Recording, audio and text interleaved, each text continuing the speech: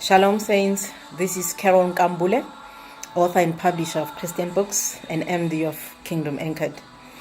I come to you today with my first video, which is a series of videos that I'll be doing talking about the messages that are found in the books that I've written. And today we're going to talk shortly about the book From the Pit to the Palace. This is a book that talks to the story of Joseph in the Bible, and it is rightly titled From the Pit to the Palace, a Prisoner Made Governor. And the first thing I want to talk about is dreams and visions. If you're one person who doesn't have a dream or a vision, you are going somewhere you don't know, and you are going nowhere very slowly, and you are going anywhere where the tide takes you. That's a very, very bad way of going into your future. You cannot just go for the purposes of recording that you have been somewhere, you have done something in this life. God has not created a single person on this earth without having a good plan. God has good plans for each and every one of us. It is up to us to go with God's plan or go with the enemy's plan. A vision will tell you where you're going to be in the future. It answers that question. Where are you going? Why are you going there? It answers why are you doing what you're doing now, if what you're doing is answering your future state. Now, where will you be, child of God, in 10 to 20 years' time? Do you know? Have you seen that? Have you pictured that? Can you really tell me or the next person where exactly you're gonna be? Have you started dreaming? Because without a dream, all that you're doing now is just for you to survive. You cannot live for this current period. You've got to be working towards something. The Bible says in Proverbs 29 verse 18, where there is no vision, the people perish. Some versions say the people cast off restraint. Some versions are saying that the people run wild. Imagine, people are running around, that one going that way and the other one going that way, and no one knows where are we going and why are we going. Why are we doing the things that we're doing? Ask yourself, is this job that I'm doing now contributing to the dream that I have for the future? Or is it just to feed me for now? Ask yourself that question, child of God, because you need to know where you're going.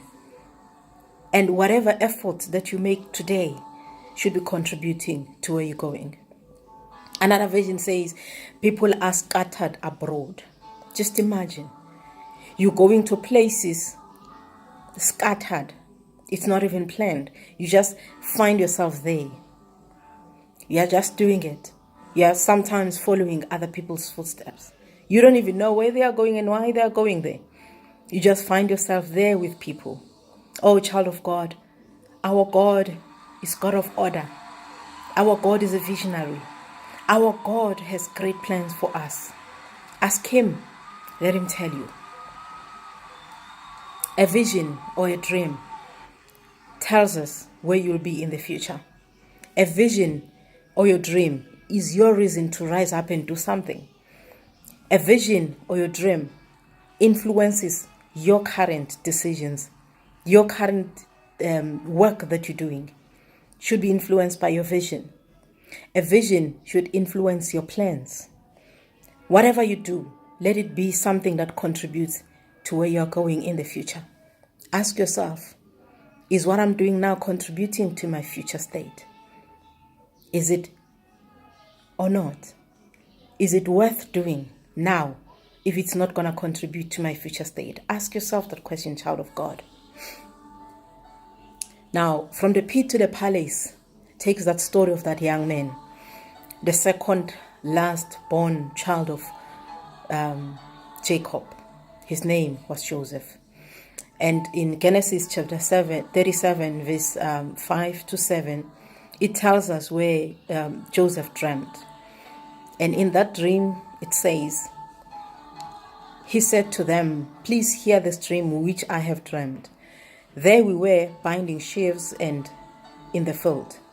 Then behold, my sheaf arose and stood upright, and indeed your sheaves stood all around and bowed down to my sheaf." Imagine that. A young boy telling older men that he was going to rule them.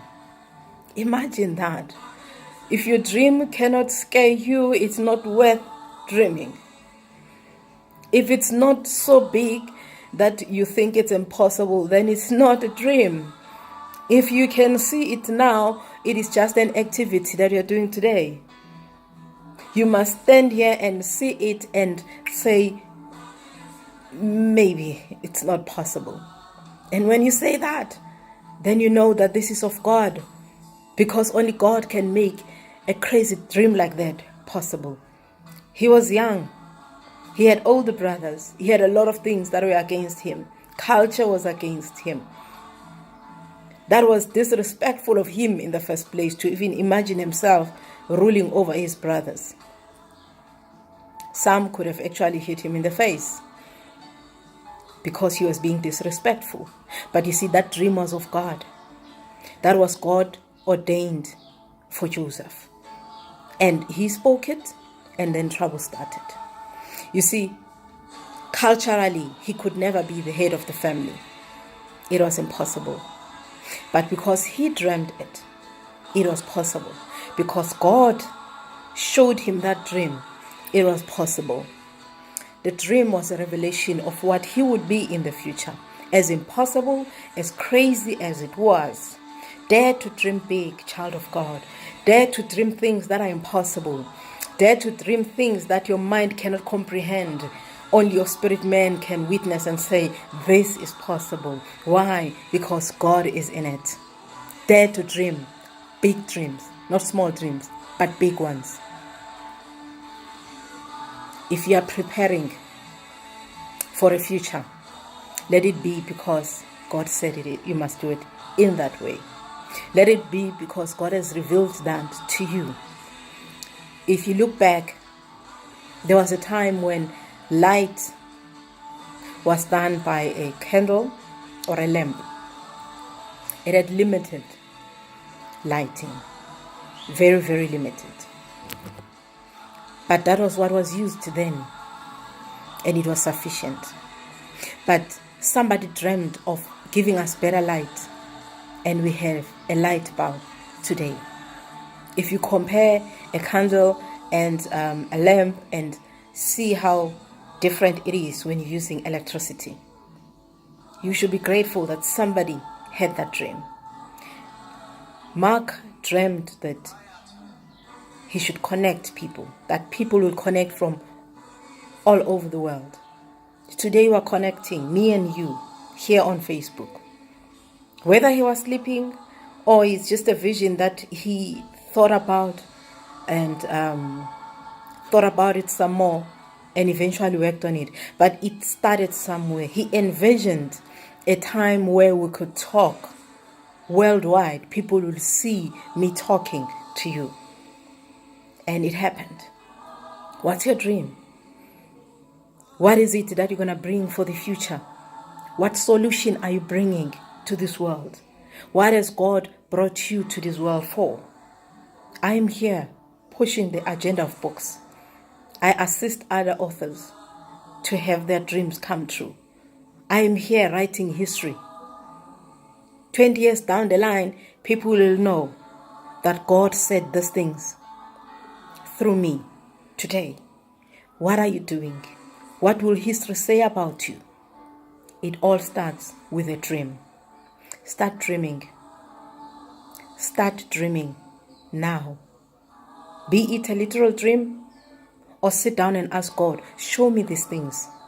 Show me a vision of the future.